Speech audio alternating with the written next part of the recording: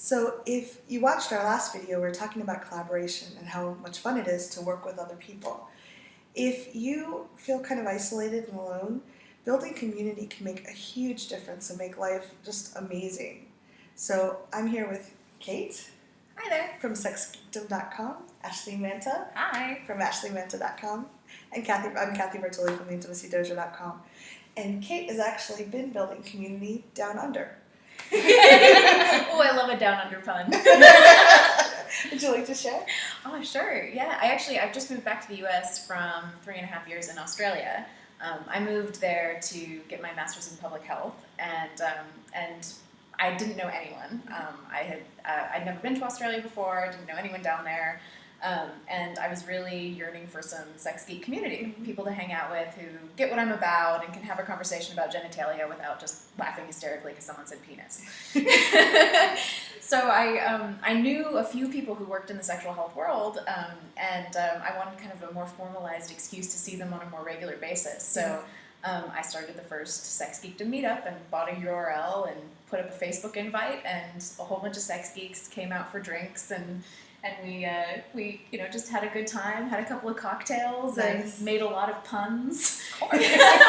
Talked about a lot of the latest research, and it was awesome. And then we kept doing them twice a month, and they're still happening in Melbourne, even though I've left. Because there's a whole amazing sex geek army that runs things there. Yeah, if you can build something, it will continue on after you, and you can be doing something else someplace else. Yeah. How about you, Ashley? How do you build community? Well, I'm actually in the process of moving to Los Angeles from Philadelphia, which I'm completely excited about. And when I found out that there was a SexGeekdom Los Angeles chapter, I was so thrilled that I was going to have a bunch of sex geeks to hang out with and be goofy with and talk about sex and condoms and consent and just like really geek out hard together. Yeah.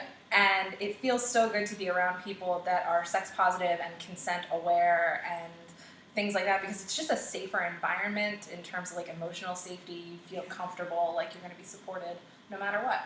Absolutely. You're going to love them, and they're going to love you. It's going to be awesome. Because you're walking into a world where there's already a lot of community. Yeah. And you started in one that didn't really have that much. Yeah. And when I moved to Dallas, I wasn't finding a lot of community either, and that's one of the reasons I started the Intimacy Dojo.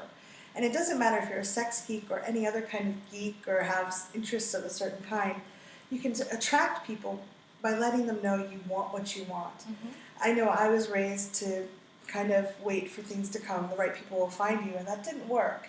Because I was sitting there like, pick me, please, someone do something, and they couldn't see that from the outside. Sure.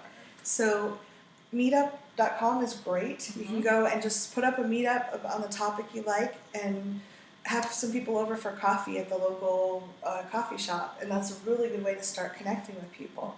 And if that's outside your comfort zone, if you can't find a meetup that's on your topic, go to ones that are similar and start sharing about your interests. I know that's scary for a lot of people, but start talking about stuff, and you'll find people like, oh, me too, we should start a meetup together, or I've been thinking about doing a meetup, but I didn't want to do it myself, kind of thing. Exactly. We all just found out that we're all Firefly addicts. Yes. And that has nothing to do with sexuality or being a sex geek, but we all love Firefly because we're big old geeks. There is a big, significant Venn diagram with the sci-fi sex geek. Yeah. So start doing what you love and start building community. Invite people. If you went to a meetup and you loved what someone shared, say, hey, that was really cool. I'd like to talk with you more about that. Would you like to get coffee? The cool thing is, even if they're a no, they probably will remember you and be touched that you invited them, because most people are awkward and shy on the inside. Mm-hmm. Absolutely. Yeah. I think one of the things that really helped us get started with SexGeekdom was Twitter. Yeah. I mean, that was how I met Ashley. We met for the first time today in real life. Yes. But with Twitter, I think it was, I was able to put myself out there with what my particular sex-positive message was about, and I think by nature of that, like, attracted other people who had a similar kind of message, because there's a lot of people in the sexuality field that don't necessarily have the same perspective that I have, which is absolutely fine. But in terms of creating community, that was kind of what got the ball rolling for me, finding more of a community and a really rich network of people that I adore.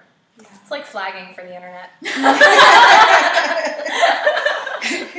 So wave your flag proudly, share who you are and what you want, and start connecting with people. When you have a circle of support around you, you can accomplish a lot more. Yeah. So let us know how you like to build community and what kind of communities that you'd like to see built more on the internet and in real life. And let us know if you have any special tips or pointers that work for you. Please leave them below. Any questions? We'll get back to you. Thanks very much. Thanks.